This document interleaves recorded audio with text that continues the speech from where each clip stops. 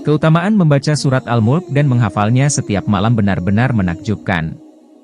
Surat yang berisi 30 ayat ini dapat memberi syafaat bagi pembacanya hingga dipelihara dari siksa kubur. Apa yang disampaikan Rasulullah Shallallahu Alaihi Wasallam tentang fadilah surat Al-Mulk merupakan kabar gembira bagi umat muslim. Dikisahkan, ada seorang laki-laki selamat dari siksa kubur berkat membaca surat Al-Mulk. Dari Abu Hurairah bahwa Rasulullah Shallallahu Alaihi Wasallam pernah bersabda, sesungguhnya di dalam Al-Quran terdapat suatu surat berisikan 30 ayat dapat memberi syafaat bagi pembacanya hingga ia mendapat ampunan, yaitu Tabarakallazi biyadihil mulku, surat Al-Mulk. Al-Hafiz Ibnu Asakir dalam kitab tarikhnya, bab biografi Ahmad Ibnu Nas Ibnu Ziyad alias Abdullah Al-Qurashi An-Naisaburi Al-Mukri Az-Zahid Al-Faqih, salah seorang yang berpredikat sikah yang riwayatnya diambil oleh Imam Al-Bukhari dan Imam Muslim, meskipun bukan dalam kitab Syahih Al-Bukhari dan Syahih Muslim. Riwayat tersebut bercerita kisah orang yang selamat dari siksa kubur karena dibela surat Al-Mulk yang dihafalnya. Kisah ini diriwayatkan dari sahabat Anas bin Malik, Rasulullah Shallallahu Alaihi Wasallam bersabda, sesungguhnya ada seorang lelaki dari kalangan umat sebelum kalian meninggal dunia, sedangkan tiada sesuatu pun dari kitabullah yang dihafalnya selain dari Tabarak, surat Al-Mulk. Ketika lelaki itu diletakkan di dalam kuburnya, malaikat penanya datang. Maka surat Tabarak menghalang-halanginya sehingga malaikat itu berkata, sesungguhnya engkau adalah salah satu dari kitabullah, dan aku tidak suka membuatmu tidak senang, tetapi aku tidak mempunyai kuasa bagimu, bagi dia dan juga bagi diriku terhadap suatu kemudaratan dan juga suatu kemanfaatan.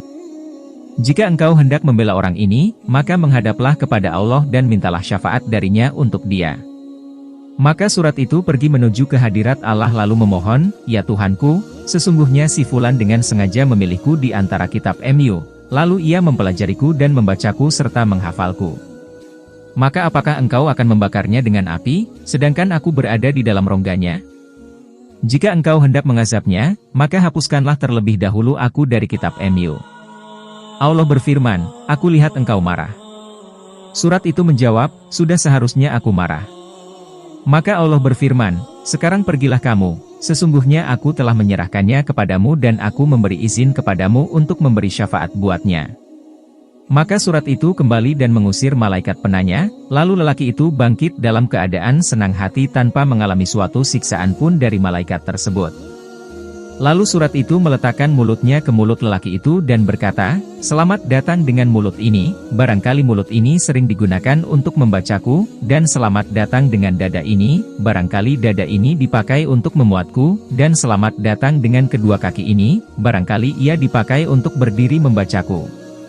Surat itu menghiburnya di dalam kuburnya karena merasa khawatir bila ia kesepian dan merasa takut. Anas bin Malik melanjutkan, setelah Rasulullah Shallallahu Alaihi Wasallam menceritakan kisah ini, maka tiada seorang pun baik anak kecil, atau orang dewasa, atau budak atau orang yang merdeka melainkan mempelajarinya dan menghafalkannya.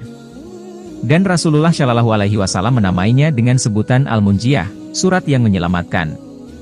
Dari Ibnu Abbas bahwa ia pernah berkata kepada seseorang, maukah aku hadiahkan kepadamu suatu hadis yang akan membuatmu gembira?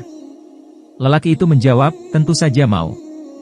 Ibnu Abbas mengatakan, bacalah surat Al-Mulk dan ajarkanlah kepada keluargamu serta semua anakmu dan semua ahli baitmu yang masih anak-anak dan juga semua tetanggamu. Karena sesungguhnya surat Al-Mulk ini adalah surat yang menyelamatkan dan yang mendebat atau membela pembacanya kelak di hari kiamat di hadapan Tuhannya, dan memohon kepadanya agar menyelamatkannya dari azab neraka dan juga menyelamatkan penghafalnya dari siksa kubur.